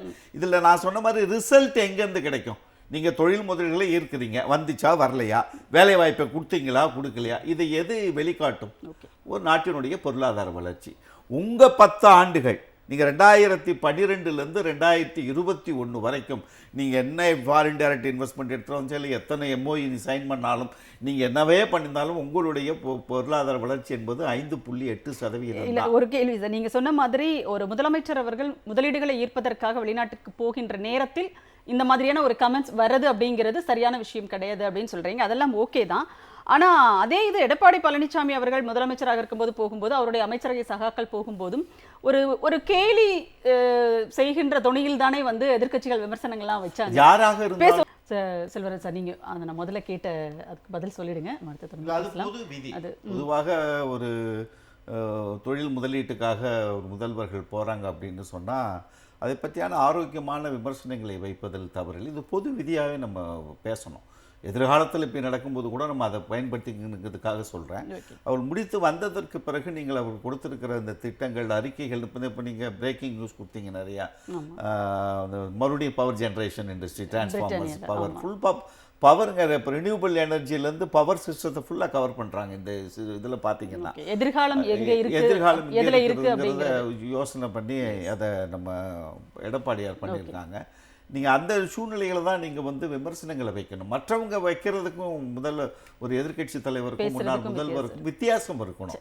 நீங்கள் 3ஆம் தர பேச்சாளர்கள் போல நீங்களே பேசிட்டீங்கன்னா அப்புறம் உங்களுக்கான தகுதி என்ன இருக்கு? தகுதி குறைபாடோடு நீங்கள் ஒரு விமர்சனத்தை நீங்கள் வச்சிடவே கூடாது. ஏன்னா ரிசல்ட்டை காமிச்சிக்கிட்டு இருக்காங்க. இந்த பக்கம் இப்போ இன்வெஸ்ட்மெண்ட்ஸ் இன்னொன்று ரொம்ப முக்கியமாக கவனிச்சிங்க. ஒரு சுபேர் சகோதரர் சொன்ன மாதிரி ஒரு 6 மாநிலங்கள் வந்து ஃபாரின் டைரக்ட் இன்வெஸ்ட்மெண்ட்டை ஈர்ப்பதற்கு ஒன்று போட்டி போட்டு கொண்டு இருக்குது இல்லைங்களா? அப்போது நம்ம வந்து மார்க்கெட் ப்ரொமோஷன் பண்ண வேண்டியிருக்கு. அது ப்ரொமோஷனுக்கு நீங்கள் 2 விஷயங்கள் நல்லா கவனிங்க. இங்கே பேசினவங்களாம் புத்தி இல்லாமல் பேசியிருப்பாங்க. இந்த கார் ரேஸ் வச்சதை இது நமக்கு தேவையா அப்படின்னு கிண்டல் பண்ணியிருப்பாங்க. இந்த செஸ் டோர்னமெண்ட்டை நடத்தினதெல்லாம் கேள்விப்பட்டிருப்பாங்க. அதெல்லாம் எவ்வளவு திட்டத்தோடு துணை முதல்வர் உதயநிதி ஸ்டாலின் அதை நடத்துகிறாருங்கிறதுக்கு அவங்களுக்கு புரியலை. இப்போ வந்து உங்களை நீங்கள் மார்க்கெட் பண்ணணும். உங்களுடைய பொட்டென்ஷியலை மற்ற நாடுகளுக்கு கொண்டு போய் சேர்க்கணும். அந்த கார் ரேஸில் 47 நாடுகள் வந்து கலந்துக்கிட்டாங்க. இந்த போட்டி இந்த நடந்த விதம் எல்லாமே எல்லா நாடுகளுக்கும் போகும் இல்லைங்களா? இது வந்து ஒரு ப்ரொமோஷன் டாக்டிக்ஸ். அது இதெல்லாம் செய்யும் போது இது அவங்களுக்கு புரியாம திறன் வந்து இவ்வளவு இருக்கு, நமக்கு தேவை. அவன் யோசிப்பான்ல, ஒரு கார் ரேஸ் பந்தயத்தை நடத்தக்கூடிய அளவிற்கு சென்னையில் ஒரு இடத்துல இன்ஃப்ராஸ்ட்ரக்சர் இருக்கு அப்படின்னு சொன்னா அது என்ன, அது அந்த மாநிலம் அப்படின்னு பேச ஆரம்பிப்பாங்கல்ல. இப்போ நீங்க உங்களை ப்ரொமோட் பண்ண வேண்டியிருக்கு. மற்ற மாநிலங்களை விட நீங்கள் எதில் தனித்துவமாக இருக்கிறீர்கள் என்பதை நீங்க ப்ரொமோட் பண்ண வேண்டியிருக்கு. அந்த ப்ரொமோஷன் பண்ணதுக்கு பிறகுதான் நீங்க புரிந்துணர்வு ஒப்பந்தத்துக்கே போக முடியும். அவங்களை ஈர்க்க முடியும். அந்த ஈர்ப்புத்தன்மை இருக்கு என்பது இந்த 4.5 ஆண்டுகளில் அதிகமாகி இருக்கிற ஒரு காரணம் தான் இன்றைக்கு இந்த பொருளாதார வளர்ச்சி குறியீடு. அதுதான் கடைசியா நீங்க பார்க்கணும். அதனால ஒரு பார்க்கிற பொழுது இந்த 8.33 லட்சம் கோடி கடன், இது இந்த 11 வளர்ச்சி என்பது தவறான தகவல் அப்படின்னு எடப்பாடி சொல்லியிருக்காரு. இந்த மாதிரியான செய்திகளை ஒன்றிய அரசினுடைய கணக்குப்படியே தவறுன்றாரு. அதே தவறுன்றார். அவர் புரிஞ்சு கொள்ளவில்லையோ? இப்போ எனக்கு என்ன கவலை வருதுன்னா, இப்போ நான் பேசுறது எடப்பாடி அவர்களுக்கு புரிய வைக்கிறதுக்காக பேசுறதா இல்லை அவர் சொன்னதை தவறுங்க இதெல்லாம் உண்மை இதுதானே நம்ம பார்த்துட்டு இருக்கிற நேருக்கு சொல்றதாங்கிற ஒரு குழப்பம் வருது. ஆனால் எடப்பாடியாரும் இதை புரிந்து கொள்ள வேண்டும். தன்னுடைய தகுதியை தரத்தை எந்த நிலையிலும் அவர் இழக்காமல் முதலமைச்சருங்கிறது அவ்வளவு பெரிய பொறுப்பு இல்லை. கண்டிப்பா உண்மையிலேயே வந்து நீங்க சொல்றது ஒரு கவலைக்குரிய செய்தி. ஏன்னா ஒரு பொதுமக்களுக்கு புரிய வைக்கிறது அப்படிங்கிறது வேற, ஆனால் ஒரு முன்னாள் முதலமைச்சருக்கே புரிய வைக்க வேண்டியிருக்கு அப்படிங்கிறது உண்மையிலே ஒரு சிக்கலான ஒரு விஷயம் தான். சுபேர், இப்போ பிரேக்கிங் பார்த்தோம். நாம பிரிட்டானியாவிலும் இன்றைக்கு வந்து முதலீடுகளுக்கான ஒப்பந்தங்கள் வந்து புரிந்துணர்வு ஒப்பந்தங்களை கையெழுத்து போட்டிருக்கிறார். சார் சொன்ன மாதிரி எதிர்காலத்தில் எது நமக்கான ஒரு வாய்ப்பாக இருக்கும், எது நமக்கு தேவையாக இருக்கும் அப்படிங்கிறத உணர்ந்து செய்கிறார் அப்படிங்கிறது. இப்போ இது எல்லாமே பிரேக்கிங் அப்படின்றது எல்லா சேனல்ஸ்லையும் இப்போ போயிட்டு தான் இருக்கும். அதையும் வந்து முன்னாள் முதலமைச்சர் பார்ப்பதற்கு வாய்ப்பு இருக்குல்ல. மரபுசாரா எரிசக்தின்னு சொல்லக்கூடிய ஆல்டர்னேட்டிவ் பவர்ஸ், இதை வந்து ஆல்ரெடி ஒரு ப்ராஜெக்ட் வந்து சோலார் ப்ராஜெக்ட் தமிழ்நாட்டில் ராமநாதபுரம் மாவட்டத்தில் போய்கிட்டு இருக்கு. இதெல்லாம் ஒரு சின்ன சாம்பிள் தான். இதை விட சிறப்பான சில விஷயங்கள் இருக்குது. கூகுளோட நம்ம ஒரு சைன் பண்ணியிருக்கிறோம். கூகுள் நிறுவனத்தோட சைன் பண்ணி அதனுடைய லேபை வந்து சென்னையில் அமைக்கிறதுக்கு உண்டான ஏற்பாடு பண்ணியிருக்கோம். அதே மாதிரி எலன் மஸ்கோடைய ஸ்பேஸ் கம்பெனியோட சைன் பண்ணி ஏரோஸ்பேஸினுடைய ஒரு பிளானட் இங்கே கொண்டு வந்து வச்சு அதை வந்து நம்ம மாணவர்களுக்கு பயன்படக்கூடிய பள்ளிக்கூட அளவிலிருந்தே நம்ம வந்து ஏரோஸ்பேஸை கொண்டு வந்து சேர்க்க போறோம். இதெல்லாம் வந்து அடுத்த ஒரு 50 ஆண்டுகளுக்கு தமிழ்நாடு ஒரு பெரிய ஒரு திட்டத்தை இன்னைக்கு தமிழ்நாட்டினுடைய அரசாங்கம் செஞ்சுக்கிட்டு இருக்கு. இதெல்லாம் வந்து எதிர்க்கட்சியா இருக்கக்கூடிய எடப்பாடி பழனிசாமினா ஏரோஸ்பேஸ்னா என்னன்னு தெரியுமா, ஸ்பேஸ் எக்ஸ்னா என்னன்னு தெரியுமா, கூகுளோட ஏஐனா என்னன்னு தெரியுமா, இதெல்லாம் தெரிந்துதான் ஒருத்தர் முதலமைச்சரா இருக்கணும்னு தெரிஞ்சிருந்தா இந்த திட்டங்கள்லாம் பாராட்டி இருக்கணுமே. ஏன்னா இப்ப அவரோடு இருக்கிற அமைச்சர்களுக்கு தெரிந்திருக்கலாம் அல்லது அதிகாரிகளுக்கு தெரிந்திருக்கலாம் இல்லையா, அவரை வச்சு அவர் வந்து தெரிஞ்சிருந்தா இதுக்கெல்லாம் நீங்க பாராட்டி இருக்கணும், இதுக்கெல்லாம் நீங்க வரவேற்று இருக்கணும். அடுத்த தலைமுறையை ஒரு மிகப்பெரிய உயர்த்து கொண்டு போகக்கூடிய வேலை செய்யறோம். தமிழ்நாட்டுடைய முதலமைச்சர் சொல்றாரு, நாங்க இங்க போடுறது இந்த குழந்தைகளுக்கு கொடுக்கக்கூடிய திட்டங்கள் வந்து முதலீடுகள்ன்றாரு, சமூகத்திற்கான முதலீடுன்றாரு. இப்ப நம்ம 1000 ரூபாய் அந்த பள்ளி அரசு பள்ளி மாணவ மாணவியர்களுக்கும் கல்லூரி மாணவர்களுக்கு கொடுக்கிறது வந்து 33% டிராப் அவுட் நின்று போயிருக்குன்னு ஒரு புள்ளி விவரம் சொல்லுது. இதெல்லாம் ஒரு பெரிய முதலீடு அப்படின்றதுல அதிமுகவினருக்கும் சேர்த்தான முதலீடு தான். இன்னைக்கு இங்கிலாந்துல நடக்கக்கூடிய அந்த பயணத்துல இன்னொரு மிக சிறப்பான ஒரு வேலை செய்ய போறாரு. கடந்த 100 ஆண்டுகளுக்கு முன்பு 2 இயக்கங்கள் இந்தியாவில் தோன்றுச்சு. ஒரு இயக்கம் வந்து வட மாநிலத்தில் நாக்பூர்ல மகாராஷ்டிராவில் ஆர்எஸ்எஸ் இயக்கம், மதவாதத்தை அடிப்படையாக கொண்ட ஒரு இயக்கம். அதே ஆண்டு வந்து தமிழகத்தினுடைய ஈரோட்டில் வந்து சுயமரியாதை இயக்கமாக தந்தை பெரியார் தொடங்கிய இயக்கம். அந்த தொடக்கத்தினுடைய நீட்சியாக தமிழ்நாட்டில் ஒரு அரசாங்கம் செயல்பட்டிருக்கு. பெரியார் கண்ட கனவு, அண்ணா கண்ட கனவு, கலைஞர் கண்ட கனவை இன்றைக்கு தமிழ்நாட்டினுடைய முதலமைச்சர் அனைத்து சாதியினரும் அர்ச்சகலாக்கலாம்ங்கிற அந்த ஒரு அற்புதமான திட்டத்தை நிறைவேற்றி காமிச்சிருக்காரு. இன்னைக்கு அதனுடைய நீட்சியாக 100வது ஆண்டு விழாவில் இன்னைக்கு இங்கிலாந்து இருக்கக்கூடிய ஆக்ஸ்போர்ட் யூனிவர்சிட்டியில் பெரியாருடைய படங்களை திறந்து வைத்து பெரியாருடைய சிந்தனைகளை இன்னைக்கு பேசக்கூடிய ஒரு வாய்ப்பு காலம் அவருக்கு வழங்கி இருக்குங்கிறது உண்மையிலே மிகப்பெரிய ஒரு அதிசயமா தான் இருக்கு. கண்டிப்பாக சார். அதாவது ஒரு பக்கம் முதலமைச்சராகவும் இன்னொரு பக்கம் கழகத்தினுடைய தலைவராகவும் கூட அவர் அந்த கொள்கையை முதலமைச்சர் கழகத்தினுடைய தலைவர்களை தாண்டி இன்னைக்கு சித்தாந்தத்தை கட்டி காக்கக்கூடிய ஒரு முக்கியமான ஒரு இடத்துல இருக்கிறார். இன்னைக்கு அதை அழிக்கணும்னு தான் ஒரு கும்பம் வந்து இன்னைக்கு தமிழ்நாட்டை படையெடுத்து கொண்டு வந்திருக்கிறாங்க. அதை எல்லையிலே நின்று அவர் விரட்டி எடுத்து கொண்டு இருக்கிறார். கண்டிப்பா பேசலாம் சார். நாகநந்தினி மேடம், இன்னைக்கு இந்த பிரிட்டானியாவில் என்னென்னலாம், அதாவது இங்கிலாந்தில் என்னென்ன தொழில் முதலீடுகள் அப்படின்றத பத்தி நம்ம பிரேக்கிங் பார்த்தோம். அதுல ஒண்ணு வந்து பிரிட்டானியா RFID அப்படின்ற ஒரு ஆடை ஏற்றுமதி நிறுவனம், உற்பத்தி நிறுவனத்தோடு 520 கோடி ரூபாய் முதலீடு அப்படின்றத MOU சைன் பண்ணியிருக்காங்கன்னு ஒரு செய்தியை நம்ம பார்க்குறோம். அப்போ இது வந்து திருப்பூருக்கான ஒரு ஒப்பந்தம் அப்படின்றது, திருப்பூருக்கான ஒரு வேலை தொழிற்சாலைகளுக்கான ஒரு வாய்ப்பாக இது இருக்கு நமக்கு. அப்போ இன்றைக்கு திருப்பூர்ல தான் வந்து அந்த 50% ட்ரம்பினுடைய வரி விதிப்புனால மிகப்பெரிய பாதிப்புக்குள்ளாகி இருப்பது அப்படிங்கிறது திருப்பூர் தான். அப்போ இது ஒன்றிய அரசு கிட்ட பேசி திரு எடப்பாடி பழனிசாமி அவர்கள் இந்த மாதிரி எங்க முதலமைச்சர் வந்து முதலீடுகளை ஈர்த்திருக்கிறாருங்க திருப்பூருக்கு, நீங்க ஏதாவது செஞ்சு தர முடியுமா அப்படிங்கிறத அவர் வந்து கேட்கறதுக்கு வாய்ப்பு இருக்கு. அப்படி பேசுவாரா எடப்பாடி? எப்படி போய் பேசுவாருன்னு நினைக்கிறீங்க மேம்? கை கட்டி அமித்ஷா ஜி கிட்ட அப்பாயின்மெண்ட் கேட்டு அதுக்கப்புறம் இல்ல, இதை நான் அவரை விமர்சனம் பண்றதுக்காக சொல்லல. இன்ன வரைக்கும் அவருடைய கட்சியில இருக்கிறவங்களே காப்பாத்துறதுக்காக அவர் பேசினாரா இல்லையான்னு தெரியல. அவரை பாதுகாக்கிறதுக்கு மட்டும்தான் அவர் பேசியிருக்காரு. இன்ன வரைக்கும் கொங்கு மண்டலம் தன்னுடைய கோட்டை அப்படின்னு கூட சொல்லிட்டு இருக்காங்க. ஆனா இந்த கொங்கு மண்டலத்துல முக்கியமா இருக்கக்கூடிய அந்த திருப்பூர்ல வாழக்கூடிய மக்கள் அனைவரும் இன்னைக்கு பெரும் அளவுல பாதிக்கப்பட்டிருக்கிறாங்க அப்படிங்கிறது தெரிஞ்சும் ஒரு வார்த்தை கூடி கொடுக்காம இருக்கிறதுங்கிறது பெரிய ஒரு கேள்விக்குறியா இருக்கு. மக்கள் இதை ரொம்ப சிந்தனை பண்ணுவாங்கன்னு நான் யோசிக்கிறேன். ஒண்ணும் இல்லை, இதே ஒன்றிய அரசு கிட்ட இதை தாண்டி இப்படியும் கேட்டிருக்கலாம். இவங்க என்ன சொன்னாங்க, மோடி அவர்கள் என்ன சொன்னாருன்னா ப்ரொடக்ஷனல் லிங்க் இன்வெஸ்டர்ஸ் இதெல்லாம் வச்சு 100-150 கோடிக்கு முதலீட்டாளர்கள் அந்த முதலாளிகளை வந்து நாங்க இந்தியாவுக்கு கொண்டு வர போறோம், சைனாவையே நாங்க ரீப்ளேஸ் பண்ணிடுவோம் இந்தியாவில, அதாவது சைனா +1 அப்படிங்கிற லெவல்ல நாங்க வந்து இந்தியாவை காமிப்போம் அப்படின்னு சொல்லிட்டு ஏக் பார் ட்ரம்ப் சர்க்கார் அப்படின்னு சொல்லி ட்ரம்புக்காக பேசின மோடி அவர்கள் இன்னைக்கு ட்ரம்ப் கிட்டயே திருப்பி அடி வாங்கியிருக்காரு 50% வரி விதிப்பு அப்படின்னு. இதனால ஒன்றிய அரசுல இல்ல அந்த சைட்ல இருக்கக்கூடிய மாநிலங்கள் பாதிக்கப்பட்டுதான் தெரியல, முழுக்க பாதிப்படைஞ்சது திருப்பூர் மாதிரியான எக்ஸ்போர்ட்டிங் இடம் தான். அப்படி இருக்கும்போது உண்மையாகவே இதை நம்ம வந்து யோசிக்கும் போது நம்மளுடைய முதல்வர் அவர்கள் இதையெல்லாம் சிந்தனை பண்ணிதான் இன்னைக்கு அந்த எக்ஸ்போர்ட்டிங் கார்மெண்டிங் கம்பெனியை வந்து நம்ம ஊருக்கு கொண்டு வரணுங்கிறதுல ரொம்ப தெளிவா வெளிப்படையா யோசிச்சு இதை செஞ்சிருக்காரு. நீங்க சொன்ன மாதிரி இதெல்லாம் போய் எடப்பாடி அவர்கள் அங்க பேசுவாரா? பேசுற அளவுக்கு ஃபர்ஸ்ட் அவருக்கு உரிமை இருக்கா? ஏன்னா அவருடைய கட்சி கொள்கை என்ன, அவருடைய கட்சி இங்க என்ன நிலைப்பாடுல இருக்கு, இவங்க கூட்டணி ஆட்சி அமையுமா இல்ல அரசியல் அதாவது வெற்றிக்காக கூட்டணியா அப்படிங்கிற ஒரு இதே தெரியாம இருக்கு. அமித்ஷா பேசும்போது பிரஸ் மீட்ல எடப்பாடியார் வாயவே திறக்காம வேற இருக்காரு. அப்ப இப்படி எல்லாம் இருக்கும்போது இதுக்காக எல்லாம் பேசிடுவாரா அப்படிங்கிற ஒரு விஷயம்.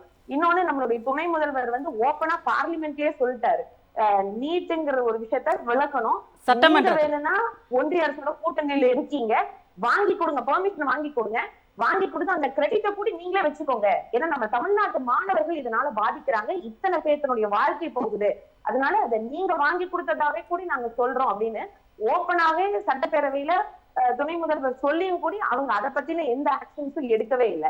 இப்போ இதுக்காக போய் பேசுறாங்களா, திருப்பூர் மக்களுக்காக போய் பேசுவாங்களாங்கிறதெல்லாம் ஒரு பெரிய ஒரு கேள்விக்குறியாதான் நான் பார்க்கப்படுது. இன்னும் ஒரு நல்ல ஒரு விஷயம் சொல்லணும் அப்படின்னு சொன்னா, இது இன்னைக்கு தமிழ்நாடு முதல்வர் அவர் செஞ்சுட்டு இருக்கிறதுங்கிறது இதுதான் நம்மளுடைய திராவிட சித்தாந்தம் அப்படின்னு சொல்ல முடியுது. அதாவது ஆரம்ப காலகட்டத்தில இருந்து நம்மளுடைய தமிழ்நாட்டுல அன்னைக்கெல்லாம் தொழில் நகரம் அப்படின்னு சொன்னாலே குஜராத் இல்லைன்னா மகாராஷ்டிரான்ற அளவுக்கு தான் நம்ம பேசிட்டு இருந்தோம். அதை தாண்டி தமிழ்நாடுன்னு ஒரு விஷயம் இந்த 50 வருஷ காலத்துல இந்த அளவுக்கு உயர்ந்திருக்கு அப்படின்னு சொன்னா காமராஜர் அவர்களும் நிறைய செஞ்சிருக்காரு. ஆனா அந்தந்த ஊர்ல என்ன வளம் இருக்கோ அதை வச்சு தொழிற்பேட்டையை தொடங்கினவர் காமராஜர். ஆனா கிலோமீட்டர் தொழிற்பேட்டைகளை உருவாக்கி ஒரு சைடு ஃபுல்லா ப்ரொடக்ஷன் செக்டார்ஸும் ஒரு சைடு ஃபுல்லா சர்வீஸ் செக்டார்ஸும் ஓபன் பண்ணி எல்லாத்துக்கும் எல்லாமே போய் சேரணும், எந்தெந்த இடத்துல வேணாலும் தொழில உருவாக்கலாம்னு உருவாக்கி காமிச்சு தென்னிந்தியாவுடைய டெக்கட்ரான்னு சொல்லக்கூடிய அளவுக்கு மாற்றியது முத்தமிழறிஞர் டாக்டர் கலைஞரையா அப்படின்னு சொன்னா இந்த வரலாறு இன்னைக்கு இருக்க குழந்தைங்களுக்கும் அது போய் சேரணும். இந்த வரலாறு எல்லாம் எதுவுமே தெரியாம இவர் ஒரு பச்சை பஸ் மேல நின்னுட்டு மட்டும் பேசுறதுனால, நான் விவசாயின்னு ஒரு பச்சை துண்டை போடுறதுனால எல்லாமே மாறிடுமா அப்படின்னு கேட்டா தெரியல மேம். எனக்கு தெரிஞ்ச வரைக்கும் இவரெல்லாம் போய் ஒன்றியத்திட்ட பேசுற மாதிரி இல்ல. முடிச்சா இவர் சொல்லுவாரு, இந்த மாதிரி திருப்பூருக்கு அவங்க கார்மெண்டிங் எல்லாம் கொண்டு வராங்களான்னு திரும்பவும் எப்படியாச்சும் வேணா நீங்க வாங்குறதுனா வாங்கிக்கோங்கன்னு சொல்லுவாரோ என்னமோ. இது விமர்சனத்துக்காக சொல்லல, எவ்வளவு பாதிப்புல இருக்கும் இன்னைக்கு அந்த மக்கள் எவ்வளவு பாதிப்புல இருக்காங்கன்றத புரிஞ்சுக்காம இங்க இருக்க எதிர்கட்சி. ஆனா அந்த மக்களை கூட மீட்கணும்னு நினைக்கிறாரு நம்மளுடைய தமிழ்நாட்டு முதல்வர் அப்படிங்கறத கண்டிப்பாக பேசலாம். அதாவது ஏற்கனவே அமர்த்தியா சென், ஜான்ரி போன்றவர்கள் சொன்ன மாதிரி வெளிநாடுகளோடு ஒப்பிடவிடும் வளர்ச்சியடைந்த நாடுகளோடு அப்படின்னு சொல்லுவாங்க தமிழ்நாட்டை. இன்றைக்கு தமிழ்நாடு முதலமைச்சர் சொல்லியிருக்கிறாரு, ஜெர்மனியில் இருக்கின்ற ஒரு மாநிலத்தோடு தமிழ்நாடு என்ற இந்த மாநிலம் இன்றைக்கு தொழிலில் ஒப்பந்தங்கள் செய்திருக்கிறது, தொழில் செய்ய போகிறது அப்படிங்கிறது. சார், அதாவது எதிர்கால வளர்ச்சிக்கு வலு சேர்க்கும், தமிழ்நாட்டினுடைய எதிர்காலத்திற்கு வலு சேர்க்கும் சொல்லிட்டு இப்போ லண்டன்லேருந்து போட்ட ட்விட்டர் பதிவில் தமிழ்நாடு முதலமைச்சர் அவர்கள் போட்டிருக்கிறார்.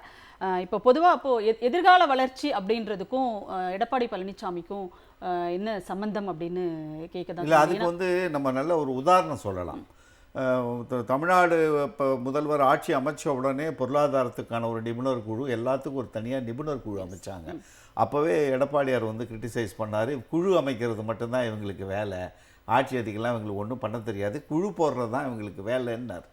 அதாவது ஒரு முதல்வராக இருப்பவருக்கு 100% எல்லாம் தெரிந்திருக்க வேண்டும் என்கிற அவசியம் இல்லை. ஆனால் ஒரு நிர்வாகத்தை எப்படி கட்டமைப்பது, அந்த நிர்வாகத்தில் இருக்கிற நாலெட்ஜ், அந்த இப்போ நாலெட்ஜ் டிரான்ஸ்ஃபர், ஒரு நாலெட்ஜபிளாக இருக்கிற ஒரு 5 பேரை வச்சு அந்த ஒரு நிர்வாகத்தை கையில் கொடுத்து அவங்கள்ட்ட என்னத்தை பெறுகிறோம், அதை நம்ம என்ன புரிஞ்சுக்கிறோம். ஒன்றும் இல்லை, இப்போ புதிய கல்விக் கொள்கையை தமிழ்நாட்டில் பண்ணாங்க. அதில் அவங்க கொடுத்ததுலேயே சில மாற்றங்களை பண்ணாங்க. அது ஏன் அப்படின்னு கேட்டிங்கன்னா, அவங்களுடைய பார்வை அந்த கல்வி நிலையத்துக்குள்ளே இருக்கும். நம்மக்கிட்ட வரும்போது நம்மளுடைய திராவிட ஆட்சியினுடைய சமூக நீதி, சமத்துவம், பெண்ணுரிமை, இந்த இன்புட்ஸ்லாம் உள்ளே இருக்கணும்னு தேடுவாங்க. அதுதான் ஒரு அரசாங்கத்தினுடைய, ஒரு பள்ளிக்கல்வித்துறையினுடைய வேலை. அதுலேயே ஒரு மாற்றங்களை நம்ம செஞ்சோம். ஏன்னா திராவிட மாடல் ஆட்சிங்கும் பொழுது அதில் கான்ட்ரவர்சி வந்துடக்கூடாதுங்கிறத கவனமாக பார்க்குறாங்க. இந்த பொருளாதார வல்லுநர்கள் டீம் கொடுக்குறது தான் இன்றைக்கு நம்ம செயல்படுத்துகிற திட்டங்களுடைய அடிப்படை விடயங்கள். 5 பேர் 5 ஸ்பெஷலைஸ்டு ஏரியா, 5 பேருமே 5 பேர் 5 ஏரியா. நான் ஃபுல்லாக அவங்க ஆங்கில ஊடகங்கள் எல்லாமே அதை பாராட்டி பெருசாக பாராட்டி எடப்பாடியார் கிரிட்டிசைஸ் பண்ணார். பிரதமர் கூட இதெல்லாம் பண்ணதில்லை. நீங்க இப்போ எனக்கு ஒரு நாலேஜ் இருக்குங்க, என்னை எந்த இடத்துல உட்கார வைக்கணும், என்கிட்ட இருக்கிற பொட்டென்ஷியலை எப்படி வெளியில் எடுக்கணுங்கிறது தான் எனக்கு மேலே இருக்கிறடைய வேலையாக இருக்கணுமே தவிர தான் தான் எல்லாம் பண்ணுவேன்னு நம்ம பேசிக்கிட்டு இருந்தோம்னா ஒரு நிர்வாகத்தை வளர்ச்சி பாதை கொண்டு வந்துட முடியாது. இப்போ நம்ம ஏற்கனவே சொன்னது தான் எதிர்கால திட்டம் என்பது. நம்ம பார்த்தீங்கன்னா இப்போ சமீபத்தில் இந்த 4.5 ஆண்டுகளில் கவனம் எடுத்துக்கொண்டு இருப்பது ஒவ்வொரு இண்டஸ்ட்ரியல் பேக்கேஜிங்கை ஒவ்வொரு இண்டஸ்ட்ரி செக்டாராக பிளான் பண்ணுறாங்க. அதில் இப்போ நீ பவர் செக்டார், நம்ம சுபேர் நண்பர் சொன்னார் சோலார் பவர், இந்தியாவிலேயே அதிகமாக சோலார் எனர்ஜி இருக்கிறது தமிழ்நாடு இருந்தது. இப்பொழுது குஜராத் முன்னிலை வகிக்கிறது, 2வது இடத்துல தமிழ்நாடு இருக்குது சோலார் பவரில். அது மாதிரி விண்ட் எனர்ஜியில் வந்து பார்த்தீங்கன்னா இன்றைக்கி ஒன் ரூப் சர்வீஸ் இருக்குது தமிழ்நாட்டில். ஆட்டோமொபைல் செக்டார்ஸில் ஒன் ரூப் சர்வீஸ் இருக்குது, பவர் செக்டாரில் ஒன் ரூப் சர்வீஸ் இப்போ இந்த மாதிரி செக்டார் வைஸ் வந்து நீங்கள் ஒரு ஒன் ரூப் சர்வீஸ்க்குள்ளே கொண்டு வருகிற பொழுது என்ன ஆகும்னு கேட்டிங்கன்னா, டெக்னாலஜி வந்து நம்ம கற்றுக்கிற மாதிரி இருக்கும், அந்த டெக்னாலஜியை நம்ம இளைஞர்கள் கற்றுக்கிற மாதிரி இருக்கும், நாளைய வளர்ச்சிக்கு அது பயன்படக்கூடியதாக இருக்கும். இதில் இன்னொன்று நல்லா கவனிச்சுங்க, வளரும் நாடுகளுக்கும் வளர்ந்த நாடுகளுக்கும் உள்ள ஒரு வேறுபாடை நான் இந்த இடத்துல சொல்ல விரும்புகிறேன். வளர்ந்த நாடுகள் வந்து பார்த்தீங்கன்னு சொன்னால் ரொம்ப சூஸியாக இருப்பாங்க இண்டஸ்ட்ரி கொண்டு வர்றதுக்கு, ஏன்னா அவனுக்கு எக்கோ ஃப்ரெண்ட்லியாக இருக்கணும். இப்போ இன்றைக்கி வந்து எக்கோ ஃப்ரெண்ட்லி கான்செப்ட் வந்துருச்சு, ரொம்ப கவனமாக இருக்க வேண்டிய நேரம். அப்போது அவன் செலக்டிவாக இருப்பான். ஒரு 10 இண்டஸ்ட்ரி வந்து இப்போ யூகேல வர்றாங்க போடுறாங்கன்னா அதில் ஒரு இண்டஸ்ட்ரி 2 இண்டஸ்ட்ரி தான் அவனால் அக்செப்ட் பண்ண முடியும், ஏன்னா அவனுக்கு தேவையில்லைன்னு நினச்சிருவான். அதே நிலையில் தான் இன்றைக்கி தமிழ்நாடு இருக்கிறது. வளரும் நாடுகள் என்ன பண்ணான்னு கேட்டிங்கன்னா, தொழிற்சாலைகளை மேனுஃபேக்சரிங் செக்டார் அதிகமாக கொண்டு வந்தது மூலமாக வேலை வாய்ப்புகளையும் உருவாக்குனாங்க. அதைத்தான் தமிழ்நாடு 1960ற்கு பிறகான வளர்ச்சி என்பது 90 வரைக்கும் அதில் அடிப்படையாக பண்ணாங்க. 90க்கு பிறகு தான் தொழிற்சாலை பெருக்கம் வந்தது. தமிழ்நாட்டில் இந்த 4.5 ஆண்டுகளில் தமிழ்நாடு அரசு செய்திருப்பது என்பது அடுத்த 50 ஆண்டுகளுக்கெல்லாம் அடுத்த ஒரு 100 ஆண்டுகளுக்கு எந்த இடத்தில் தமிழ்நாடு இருக்க வேண்டும், அதற்கான தேவை என்ன, அதை நோக்கி பயணிப்பது என்பதும், அதற்கான தேவைகளை இவர்கள் தயார் செய்து அதற்கு சப்போர்ட் பண்ணக்கூடிய, அது நீங்க எதை வேணா பேசலாம், சப்போர்ட் பண்ணக்கூடிய இடத்தில் இருக்கிற ஒரே மாநிலம் தமிழ்நாடு தான். இது எடப்பாடி அவர்கள் புரிந்து கொள்ளட்டும் நான் நினைக்கிறேன். சரி, ரொம்ப சுருக்கமா தமிழ்நாட்டில் இன்னொரு சிறப்பான ஒரு விஷயம் பண்றாங்க, சிங்கிள் விண்டோ சிஸ்டம். ஒரு வெளிநாட்டு முதலீடு இங்கே வர்றப்ப அவங்க தனித்தனியாக போய் பெர்மிஷன் வாங்க வேண்டாம், அதுக்குன்னு ஒரு செக்ரட்டரி போட்டிருக்காங்க, ஐஏஎஸ் ஆஃபீஸர் ரேஞ்சில் இருக்க ஒருத்தர் செக்ரட்டரி போட்டிருக்காங்க, அதை மானிட்டரிங் முதலமைச்சரே பண்றாரு. இந்த மாதிரியான ஒரு சிறப்பான திட்டங்கள் கொண்டு வரோம். இன்னைக்கு லண்டன்ல நடந்திருக்கக்கூடிய அந்த சைன்ல கூட டெக்ஸ்டைலை கையில் எடுத்திருக்காரு. டெக்ஸ்டைல் தொழில் நமக்கு தமிழ்நாடு நிறைய பண்ணிட்டு இருக்கிறோம், அமெரிக்காவை நம்பி பண்ணிட்டு இருக்கிற இடத்துல அங்கே ஒரு சிக்கல் வருது, அதை பேலன்ஸ் பண்ணணும். அதை பேலன்ஸ் பண்றதுக்காக இமீடியட்டா யூகே நம்ம கொண்டு வருவோம் அப்படின்னு பண்றாங்க. இந்த மாதிரி நிறைய திட்டங்கள் நம்ம சொல்லிக்கிட்டே போலாம். ஆனா இதையெல்லாம் புரியாம எதிர்க்கட்சி தலைவர் பேசிக்கிட்டே இருக்கிறாருங்கிறதா முதல்ல வேடிக்கையாக விஷயமா இருக்கு. ஒரே ஒரு செய்தி சொல்லிட்டுமா, இந்த பிரிட்டானியா சொன்னீங்கல்ல, அவங்க வந்து கவர்மெண்ட் இண்டஸ்ட்ரி இல்லை, அவங்க வந்து ஸ்பெஷலைஸ்டு இந்த லேபிளிங் அண்ட் பேக்கேஜிங் சொல்யூஷன்ஸ் கொடுக்குற கம்பெனி, ஒரு கம்பெனிக்குடைய ப்ரொமோட் பண்ணக்கூடிய கம்பெனி, மார்க்கெட்டிங் ப்ரொமோஷன் பண்ணக்கூடிய கம்பெனி. இன்றைய தேவை அதுதான், அதை கொண்டு வந்திருக்காங்க. நாகநந்தினி மேடம், ரொம்ப சுருக்கமாக 1 நிமிஷத்துக்குள்ள உங்களுடைய நிறைவு பார்வை ப்ளீஸ். அவ்வளவுதான். அதாவது ஏடிஎம்கே வந்து 10 வருஷமா செய்ய முடியாதது, அவங்க வெறும் 10% ரியலைசேஷன். அதே மாதிரி இப்போ சென்ட்ரல்ல நீங்க மோடி கவர்மெண்ட் அவரோட எடுத்து பாத்தீங்கன்னா கிட்டத்தட்ட இப்ப 12-12.5 வருஷத்துல வெறும் 47% தான் ரியலைசேஷன். ஆனா தமிழ்நாடு வெறும் 4.5 வருஷத்துல இன்னைக்கு 80% வரைக்கும், அதாவது 70% 80% வரைக்கும் ரியலைசேஷன் இருக்கு அப்படின்னு சொன்னா, இன்னைக்கு 1 ட்ரில்லியன் எக்கானமின்னு எல்லாரும் பேசும்போது சிரிச்சாங்க. 1 ட்ரில்லியன் எக்கானமியா ஒரு ஸ்டேட் கொண்டு வர முடியுமான்னு. இன்னைக்கு இந்தியாவுக்கே வழிகாட்டியா ஒரு ஸ்டேட் தான், அதுவும் தமிழ்நாடு முதல்வர் திரு மு.க. ஸ்டாலின் அவர்கள் முன்னிலையில் இருக்கிறாரு அப்படிங்கிறது நாம சொல்லல, ஒன்றிய அரசு ஒத்துக்குது, உலக நாடுகளே இன்னைக்கு ஒத்துக்குது. உலக நாடுகள் தமிழ்நாட்டை தேடி இந்தியாவுக்கு வருது அப்படின்னு சொல்லும் போது இது நமக்கெல்லாம் பெருமை அடைகிற வகையில தான் இருக்கு. அதனால இந்த முதலீட்டாளர்களை விமர்சனம் பண்ணலாம், மக்களுக்கு தெளிவா தெரியும், அது 2026ல பிரதிபலனா அமையும் அப்படிங்கிறதும் சொல்ல விரும்புறேன். கண்டிப்பா மேடம், அதாவது புரிஞ்சிக்கிற தன்மை இருக்கிறவங்க புரிஞ்சுக்கோங்க அப்படிங்கறது அதுல இருக்கிற விஷயம். இல்ல சார், ஒன்னொன்னு சொன்னாரு,